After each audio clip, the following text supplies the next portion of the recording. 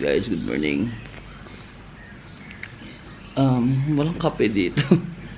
Hindi alam mo guys, hindi ako nakakapag-function pag walang kape. Kaya hindi ako makapag-start ng morning ko. Kaya ako ng coffee. Anyway, maliligo muna tayo tapos umuulan pa din guys. Maambon pala. Nakaka-stress. Kung kailan last full day ko na ngayon guys, kasi uwi na ako bukas. So dapat masulit na natin today kasi ulan siya ng ulan. Mag-visit tayo ng mga, meron pa ako sa listahan ko mga restaurants na gusto ko mas try. Ilan naman ginawa ko dito sa Bali guys. Kumain na masarap tapos nag-chill sa beach. Hindi na ako nag-tours ng madami, like for example Ubud, kasi last time nakapag-Ubud na kami ng mga friends ko. Tapos yung Nusa Penida rin, nakapag-Nusa Penida na kami ng mga friends ko before. Pero kung first time nyo, I recommend na puntahan nyo guys, kasi maganda yung Nusa Penida, diba? Yun nga yung pag sinabing Bali, yun agad yung yun agad yung pinakaunang picture. Punta kayo doon sa Pindas Bali, Bali Swing, ganyan, mga rice fields, monkey forest, mga temples and all that.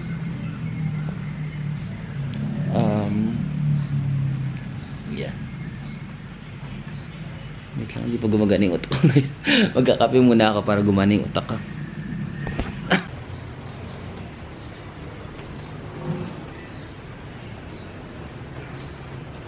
Ang tahimik. Good morning. Maambon na araw. Canggu. Bago tayo mag-explore ng Canggu, sunscreen ulit tayo. Kaso umuulan. Magsa-sunscreen pa ba ako? Medyo maambon naman siya guys. Enjoy ko rin pagsa-sunscreen. Tapos, mas wala silang blower dito, no? Oh, makadiman. Kala mo naman may blower sa bahay. Okay. And then, kaya tayo mag-breakfast guys. Mag-check ako. Actually, kapag yung ganito ko guys, naglilista lang ako ng mga, for example, naglilista ako ng mga gusto kong kainan sa lugar na to. Tapos minsan hindi ko nakakainan lahat kasi sobrang dami. Pero at least di ba meron tayong options. So I did my research naman sa Philippines pa lang ng mga gusto kong kainan dito sa Canggu. So ayan, check natin kung ano. Meron dito yung parang crate. Yung parang sikat ngayon dito sa Canggu. Diyan lang sa kanto lang yan. Actually kaya ako binuktong Hukumala Homestay dahil nga dun sa crate na yan. Na walking distance lang. Tapos yung mga iba ko pang na-research, yung Warung Local, walking distance lang dito. Yung mga ganun. Tapos ang bait ng dito guys, ang bait ng tawag dito.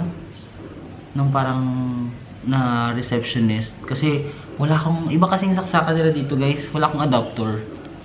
Pinahiram niya ako ng adapter. Doon kasi sa una naming hotel, may saksakan na parang, pakita ko na nga sa inyo. Para ako mag-explain eh. Di ba sa Philippines ganito yung saksakan natin, yung dalawa? Yung kanila kasi, ayan o, adapter. Ganito lang siya o, ganito dapat yung saksakan mo para... Itong camera ko, matcha-charge ko siya kasi pwede kong tanggalin dito. Pero yung cellphone ko, wala akong adapter. Pinahiram ako ni ate girl. So, thank you ate. Kaya, saan ba ito nabili?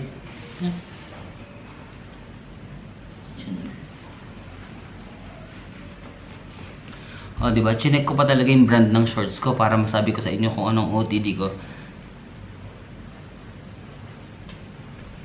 Yeah. H&M. Akala mo naman. Yun lang yung ano natin guys ngayon. Parang naka-normal lang tayo na nakapambahay. Charot. Kasi ganun lang naman din yung mga formahan dito sa Canggu guys. Kasi nga mga digital nomads. Kagahapon nga parang mga nakasando lang na pambahay yung mga nakakasalubong ko. Kasi nga dito na sila nakatira. Kumaga long term stay sila dito. So alam naman mag-OTD sila everyday.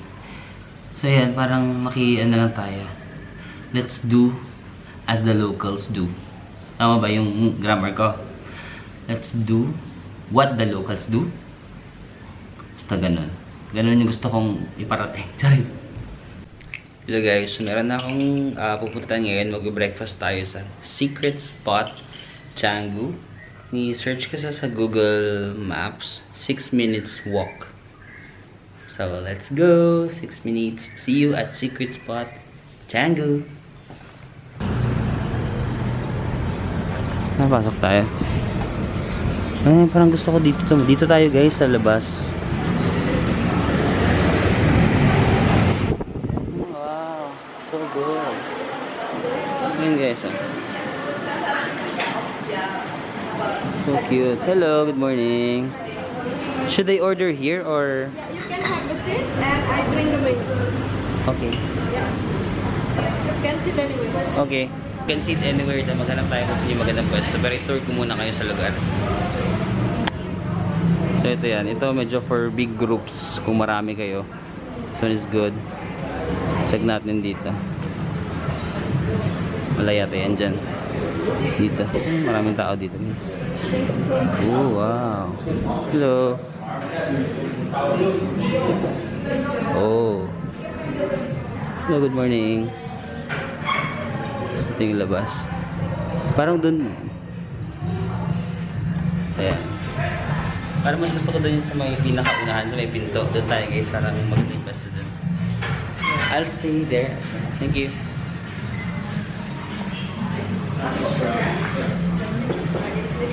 So guys, ito yung pinili kong pwesto sa may labas lang tayo. Sa may kalsada.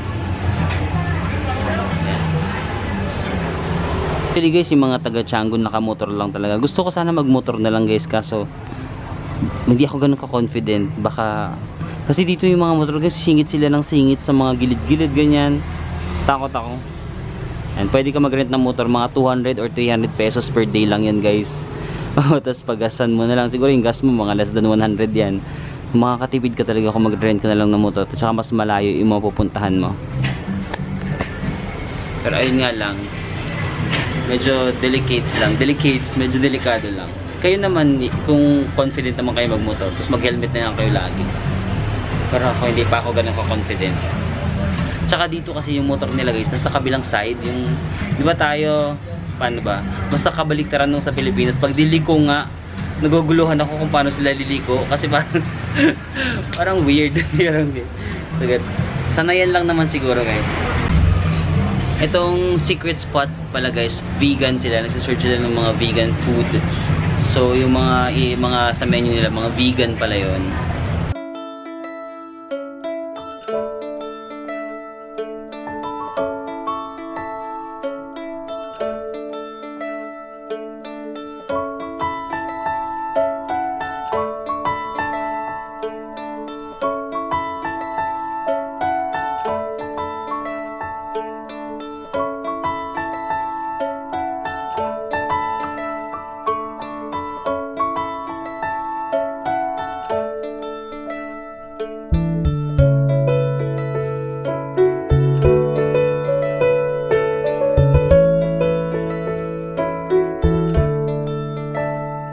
Yung presyo pala nila guys, wala pang VAT or wala pang GST, wala pang tax na kasama.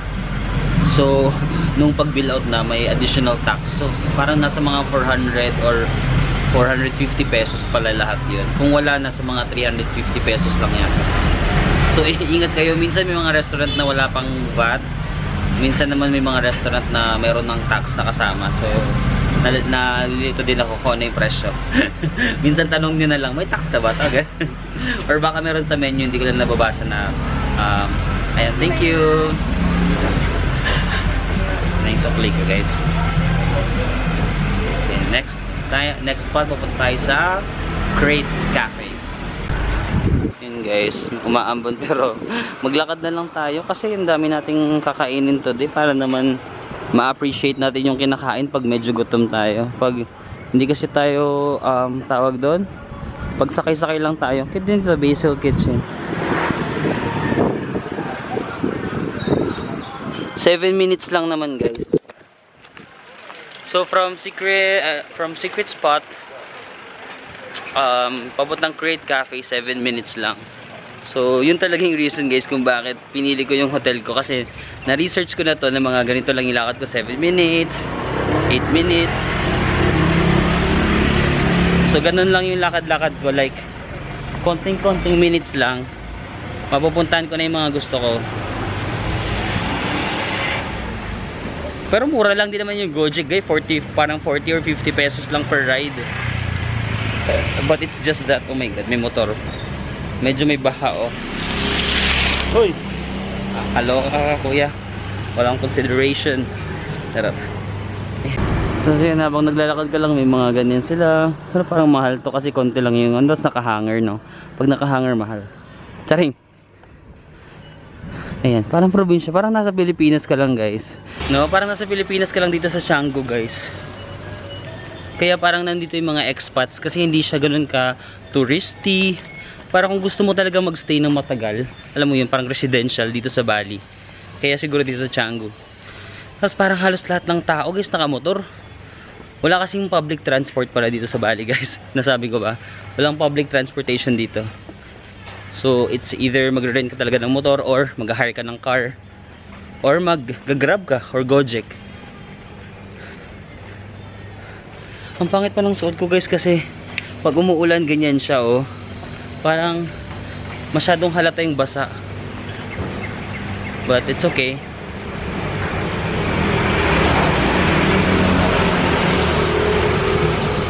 Oh, diba?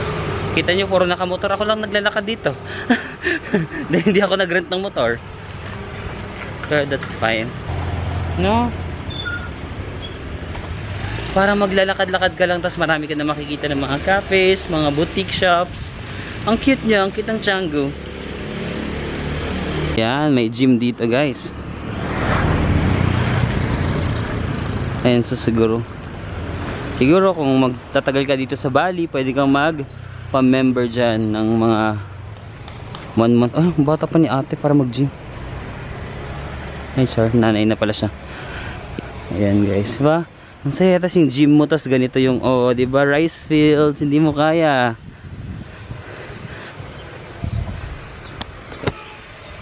Kaya maraming expats yung gustong manirahan dito sa Bali, no?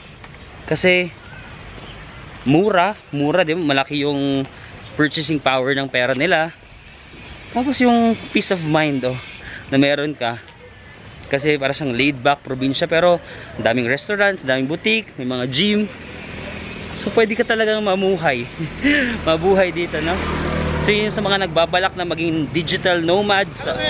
Hello! Sa mga nagbabalak na maging digital nomads dito sa Bali, yan, pwede kayo dito sa Canggu. Ako kasi yung trabaho ko hindi pwedeng dalhin dito, guys. Masyado kayo maraming work. Maraming meetings, hindi ako pwede dito. Pero yung trabaho usually mga IT or yung parang hindi mo kailangan every hour nasa workstation mo. Ayun, may gym ulit dito, guys. May pilates. Nag-jogging si ate. May restaurant ulit. Di ka talaga mawawala ng gagawin dito, guys. Lipat na tayo dito. Charing lang, hindi. Ayun na. Ala, lumalakas ng ulan, guys. Hello. Yan, may mga homestay lang dito, guys. Kung gusto niyo mag-stay na matagal, maraming mga ganyan dito, oh. 'Di ba? Oh. Tingnan mo, parang chill, hayahay, probinsya, tapos pagtapat mo, modern. May mga jewelry shop, 'di ba? Ang weird. 'Di ba? Ang cool ng Bali kasi parang probinsya, tapos ang daming mga modern or mga pang city na establishment. So, combination talaga siya ng parang provincial life na city life, alam mo yon. So ito na, guys, yung Crate Cafe. Lang haba ng pila, guys. Oh my god, dapat dito ako mag-ano kaso malakas ang ulan. So let's see.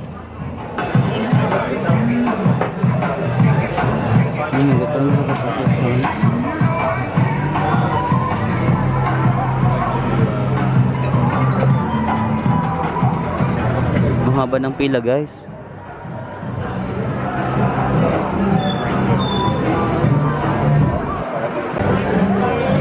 Guys, sobrang daming tao.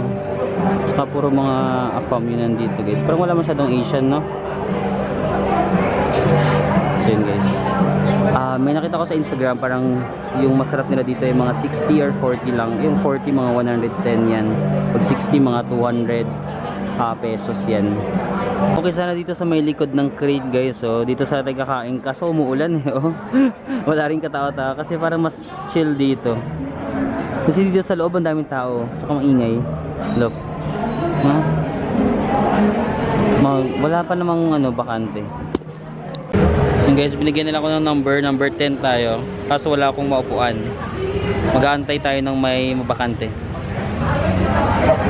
So guys, ito na yung bestseller nila, yung cinnamon and then yung dragon fruit smoothie.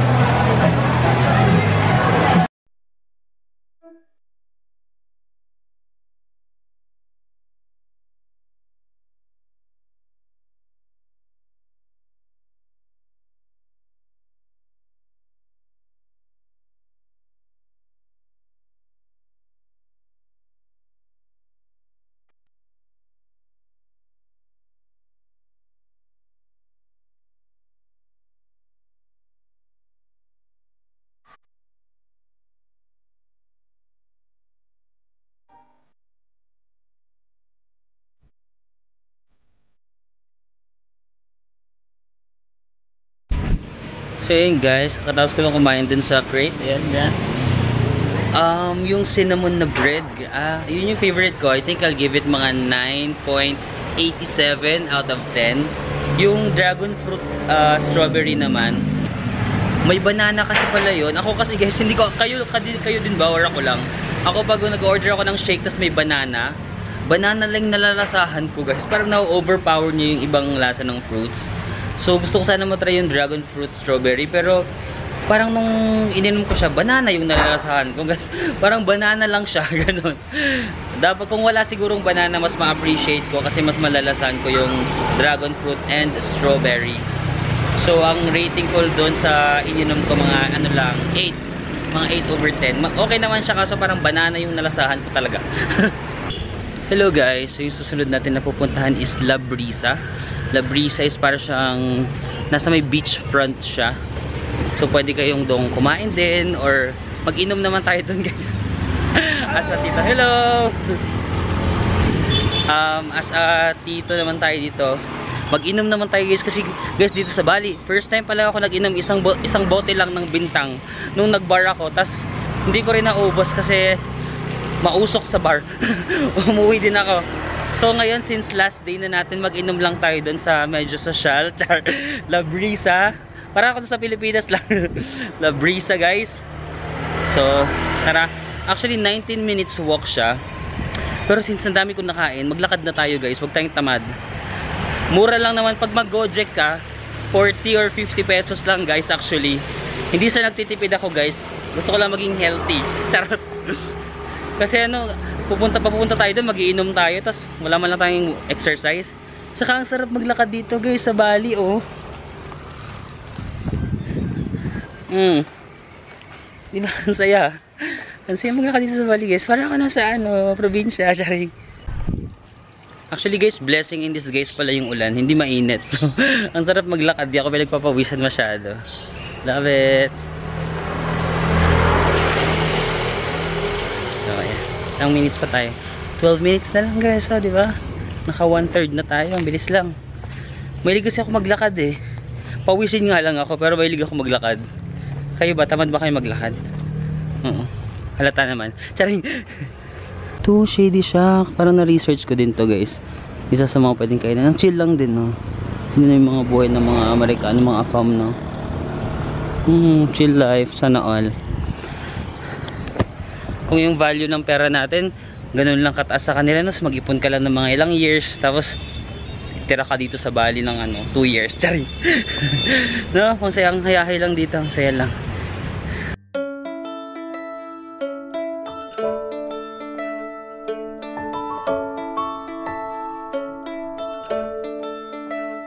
Buti medyo umulan so hindi ganun kainit. Presko lang maglakad. Tapos marami kang mga nakasalubong na hello, kanina may nagilo, di ba?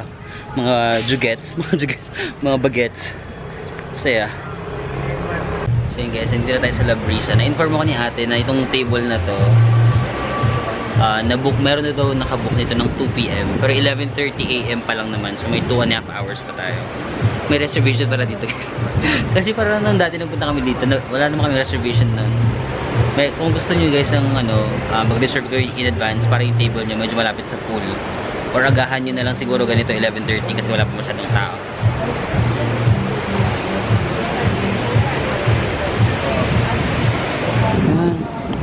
Sobrang sarap dito guys. Nakaka-relax, my god. Ang sarap ng hangin, tapos tingnan mo yung maririnig mo yung waves. Ayan, may mga naka-reserve din dyan. Magbasa-basa ka lang ng books, di ba? Ang chill. So yun guys, nagtanong na lang ako kung ano yung marirecommend ni Kuya na alak. Di ba? Parang gusto ko mag-inom. Pero isa lang kasi mahal. Ito yung nirecommend niya, Yilang Fleas. Kita nyo ba ito? Parang gin-infused sandalwood flower, fresh lemon juice, blue curacao sugar, syrup, sparkling wine. 120,000 rupiah. Siguro mga 400 pesos yun guys. Medyo mahal, pero last day ko na naman eh. Spoil ko na lang yung sarili ko kasi hindi rin naman ako nag-inom. Last time nag-bar ako. Nag-bar ako dati, ang budget ko 1,000 pesos. Pero hindi ko naubos. Parang yung nabili ko lang doon mga 100 pesos lang. Kasi umuwi din ako agad guys. Ay, hindi pala 100. Mga 200 pesos lang yung nagastos ko doon sa bar. Kasi isang bote lang yun, tapos umuwi ako. So since meron pa tayong extra budget for alak, cocktail tayo dito. Sa tito lang, syempre isa lang baka malasing tayo. And guys, ito na yung gin tonic natin, 400, around 400 pesos. And then yung Coke Zero, hindi ko alam kung magkano kasi wala siya sa hindi ko siya makita sa menu. Mas surprise na lang tayo mamaya. Guess the bill. Charit.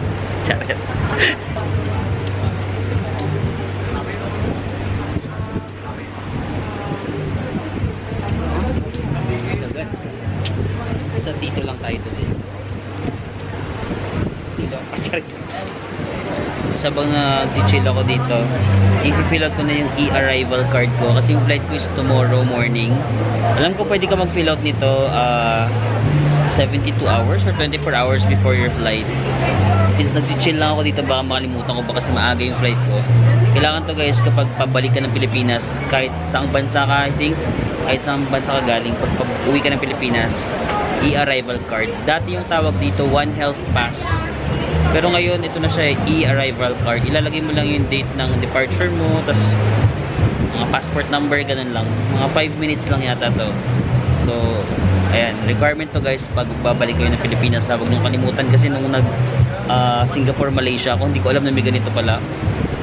Parang mga 2 hours before my flight or ganun na lang. Sabi ng mga friends ko, oh, yung One Health Pass mo, hindi mo. Grabe, mabilisan lang yun. Na-stress ako. So, ngayon gagawin ko na ngayon siya. Ayun guys, lalabas na tayo. Medyo nahilo ako dun sa ininom ko ng very light in fairness. Hoy, matutambag pa tayo, charing. Medyo nahilo ako. Kung nakadalawa ako, baka hindi tayo makauwi, charot. So, it's already 1 PM, 11. 1.5 hour lang pala ako dito. Kala ko matagal ako dito. Ay guys, yung Coke pala dun sa La Brisa, 30,000. So, parang mga 100 pesos. Mahal no? Kasi nung nag-seminyak tayo, bumili ako ng Coke, dalawang ice cream, 50 pesos lang. So siguro yung mga Coke dapat mga 30 pesos lang yun. Pero syempre nasa beachfront, parang times 3 yung presyo. Guess the bill.